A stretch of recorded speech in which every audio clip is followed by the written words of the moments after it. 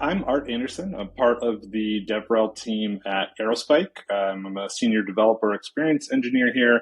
And basically, that means I get to spend a lot of time building real world applications that take Aerospike and apply them in a way that our users would generally work with them as well. And I also have the opportunity to explore new ways to use Aerospike as we explore new types of data and avenues in which we would store information within the database. Today, I'm going to spend a little bit of time talking about building a multi-modal application with Aerospike. So we're going to talk about a number of different kind of types of data that we'll be working with in this application.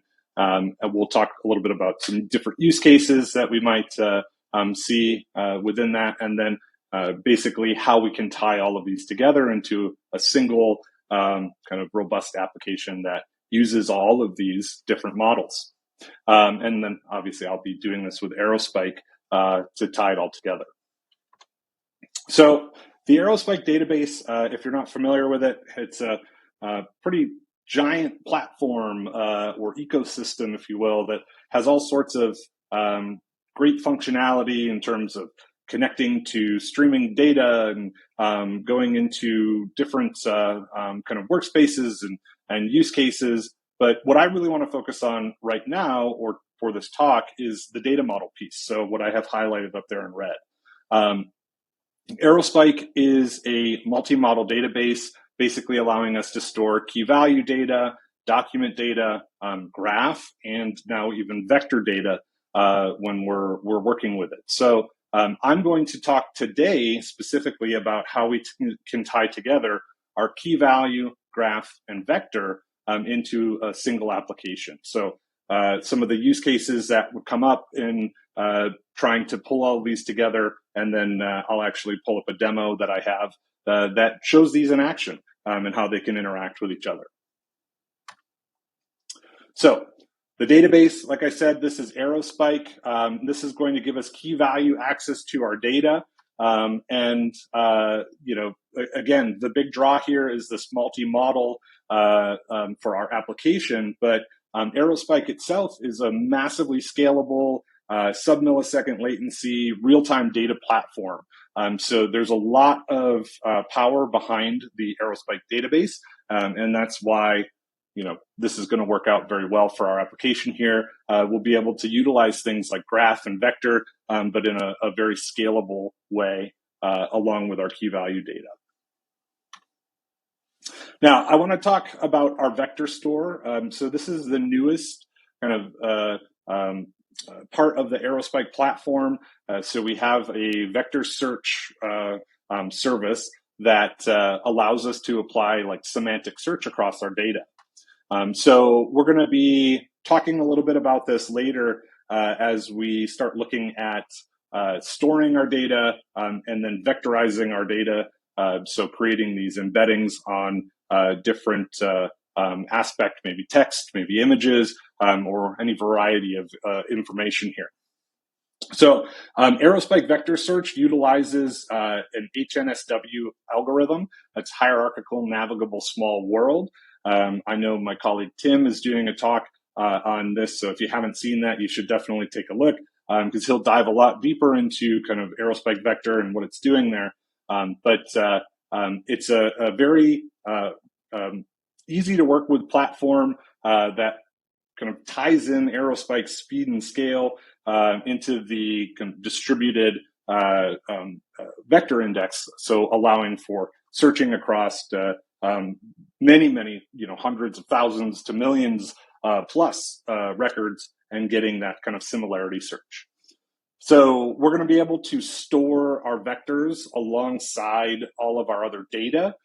So I could take like an existing Aerospike database and augment my records with, let's say, like a vector bin. And then adding that to the index would allow me to then do semantic search across my existing records as well as anything new that I'm putting into the database. So pretty cool new product that we have here. And then you can search with things like squared Euclidean, cosine similarity, dot product Hamming, Manhattan. So there's a number of different kind of search algorithms there within that HNSW that we're working with. Now, our graph offering, not quite as new as Vector, but still fairly new. And this allows us to discover and traverse connections within our data, right? So our graph service is built on the Apache Tinkerpop interface.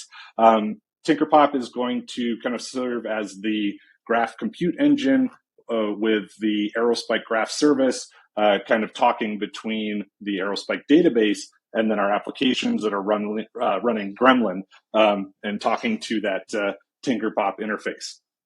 So again, Graph, not something necessarily brand new from Aerospike, but one of our newer kind of services on the platform that does a really great job of, again, applying that same level of speed and scale and distribution across the database that Aerospike has, but now with Graph.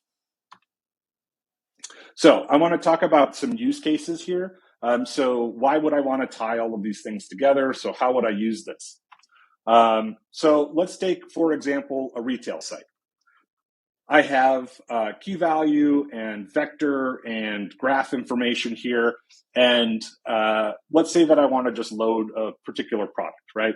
So I would have generally a key for each individual product. I can pull that information up and then I can display that single product. Now, I could take something, let's say like the product image, and I could generate a vector off of that and have that vector stored within my database while I'm putting the product information in there. And then I could take that vector and then do a similarity search across the vector database to identify products that are similar to that, right? So if I'm looking at images that are of, let's say, jackets, right? It could give me, all of the similar jackets of the same style and color and so on. So things that are similar to that. Now, I could take that same product and I could utilize my graph to say, let's look at all of the customers that maybe bought this product, and then we could aggregate all of the, like, say, top 10 items that they happen to also purchase. And then we could use that as a recommendation engine to then show our user, right, looking at this single product, what we have as far as other people kind of purchasing things that also purchase this, right? I can then use this for like a shopping cart. So again, key value could be loading those products, but then also, again, seeing that graph traversal or similar products with the vector search as well. And then I also have the ability to do like a natural language search.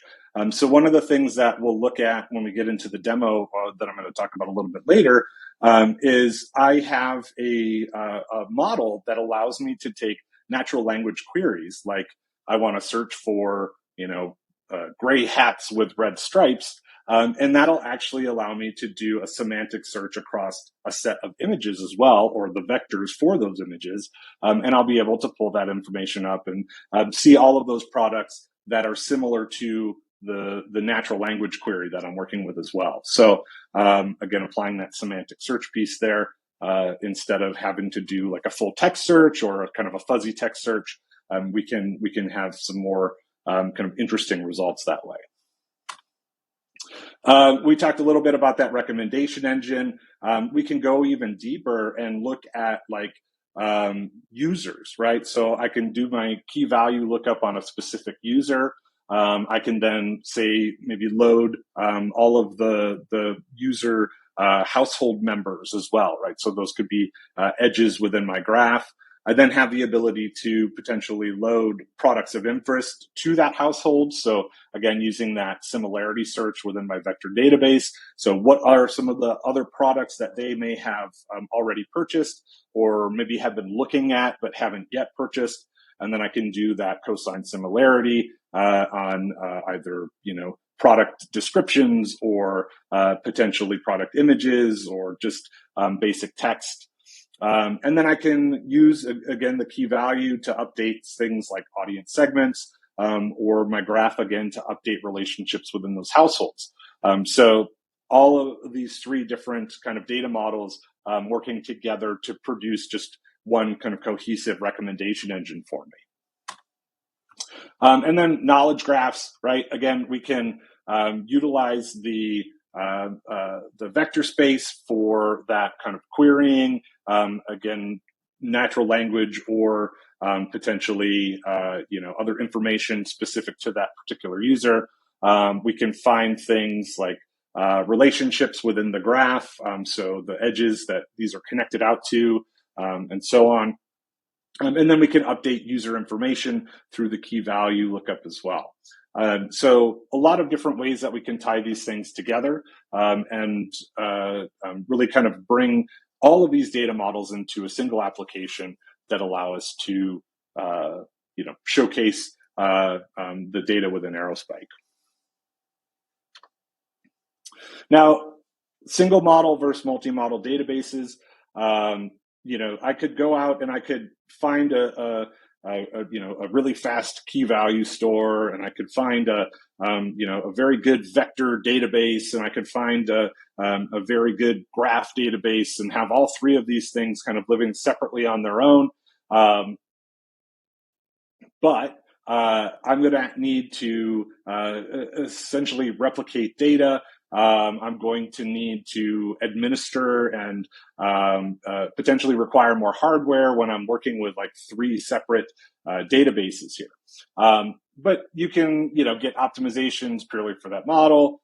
It could be faster. Generally, with Aerospike, it's not going to be, though. Aerospike is pretty darn fast and beats a lot of these folks. But you might have a more complete feature set, right? Now, with a multi-modal database, we can have a single copy of the data that we're working with in each of these cases, right? So I'll talk a little bit more about that as we get into the demo piece of this, where I'll be able to kind of explain how we're storing vector, key value, and graph within a single database and how we're accessing that information within there. There's obviously going to be better integration between the databases because effectively it's the same database. And then obviously easier administration. So I have less hardware that I have to work with. I have less points of failure and all that. So it will make general administration, so my operational kind of load a little bit easier. But I might not have all the latest features, and there are some trade-offs in how we set this stuff up. But I will say in building this application, it's been a pretty great process, just kind of seeing how to tie all of these things together in one single database. All right, so I want to talk about the actual application that I built. So give you kind of a real world example, because we can sit here and talk all day looking at a PowerPoint presentation, but when we actually see these things in action, I think it helps a lot more to be able to really understand kind of the power behind what we're working with here. So I have a demo retail website that I've created. And basically what I've done is I've taken a Kaggle data set. So there's about 44,000 fashion items that we're working with here. So these are default images along with all sorts of data about each of these products. So there's prices and descriptions and sizes and categories and usage and all sorts of great info about that. Basically what you'd expect to see from any kind of retail site selling this type of stuff. So again, fashion items, think belts, watches, bags, clothing, shoes, all of that. Now, I've also generated about 100,000 just customer profiles. So this is generated data, but with some fairly sophisticated kind of projecting of what they may have purchased and what they did purchase and combinations of purchasing items. So it actually does a pretty good job of identifying, or as we start to go through and identify customers and what they've purchased, you can see some pretty interesting kind of trends there. Now, The vector piece of this is using a OpenAI model called CLIP. So this is an embedding model that I'm using to generate vector embeddings off of the default images of each of these products. So one of the really cool things about CLIP is that it's a multimodal model.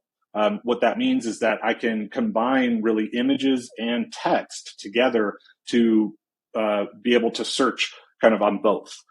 So I'll show you where I can do like a natural language query against the image vectors, as well as where I can take the image vector itself and then do a search on that across all of the other image vectors and get similar results. So it's a very flexible model and allows us, again, to have that kind of natural language as well as image-based queries in one shot. Now, the vector actual part of this is really purely being used for two things: semantic search and then product recommendations. So again, being able to have that product search where I go in and I say, look, I'm looking for, blue tennis shoes, and then I'm able to see all of the different blue tennis shoes that exist within that database. And then the product recommendations, again, like we talked about before, where I'm able to go in and take an existing product, so one that I happen to be looking at that moment, and then find all of the similar items that exist along with that. So the key value piece is looking at single product lookup. We're going to be just really kind of basic key value queries for each individual product, but then I also have secondary index queries that I'll be running and showing on categories of items. So I might be looking at like all of the shoes or all of the like sports usage items within that as well. So key value is really like being able to filter some of these items down, as well as finding or looking at each individual item by itself. And then the graph piece of this is taking the customer profile part. So we have the profiles built within our graph, and then we'll be using that for product recommendations as well. And then in the future, hopefully, a shopping cart. Something I haven't had the opportunity to get to build yet for this particular demo, but this will be a part of that as we continue to iterate on it. So the important thing to remember here is the key value in the vector are living kind of in the same what we call namespace. So my key value product lookup includes the vector information as well. And then when I'm doing the vector search, that includes the product information coming back. So when I do a search to find all of the related items to a particular query, I'm actually getting all of the product information for each of those results back as well. The graph is slightly different because of the structure. It's in the same database, but utilizing a different namespace, where then I'm able to kind of tie back to the customers and the products. So in that, I am actually storing product information within my graph as well. So I'm able to see who has purchased what, and then identify and traverse those product edges or those really purchase edges to then identify better recommendations on what you might want to buy depending on the product that you're looking at. So like I said, this is that like kind of multimodal design where we have a key value, vector, and graph all working on one. And so this is actually a single page within the demo here. And like I said, I'll pull this up in a moment. But where we're looking at a product lookup, a vector search, and a graph traversal all in one shot. So one page tying all of these things together, and we'll see this in action now. So I'm going to switch over to my retail site here. And so basically, like I said, we have some secondary index queries that are kind of working on the key value side of things. So this like homepage of shoes and bags and wallets and watches and so on. And then up at the top, I have the ability to apply a search. So I could say I want to look at gray hats with red stripes, and that's then going to produce or do this semantic search for me, where I'll get my results back. And then I can look at individual products. So maybe this Nike hat here with the gray hat with red stripes. And then I can look at the individual product page, again, doing that key value lookup. And then I'm able to see the similar items. So this is, again, taking the existing products vector and applying that semantic search. So searching through the vector database to find things that are similar. And then I have my also bought, which is taking, again, that graph traversal where we're going in and we're looking at what customers have purchased and aggregating those things based off of the fact that they've all purchased this particular item that we happen to be looking at right now. All right, so tying all of those together, and then obviously I do have, again, the ability to go in and look at some secondary index queries if I wanted to. So pulling back to the key value side of things, where I could look at maybe all of the different headwear items available to me as well. So that is kind of the demo. That is the brief look at pulling all of these things together into a single application, right? So using that key value vector and graph in one shot to be able to really build more robust applications that give us the ability to interact with our users in more meaningful ways. So with that, I'll say thank you, and just want to give a little shout out to our Aerospike community as well. Make sure to check us out on Discord, join the conversation, and come to ask questions, talk about what you saw here today, what you're building with Aerospike, or really anything else. So hope to see you out there, and we'll look forward to interacting in the future. Thank you.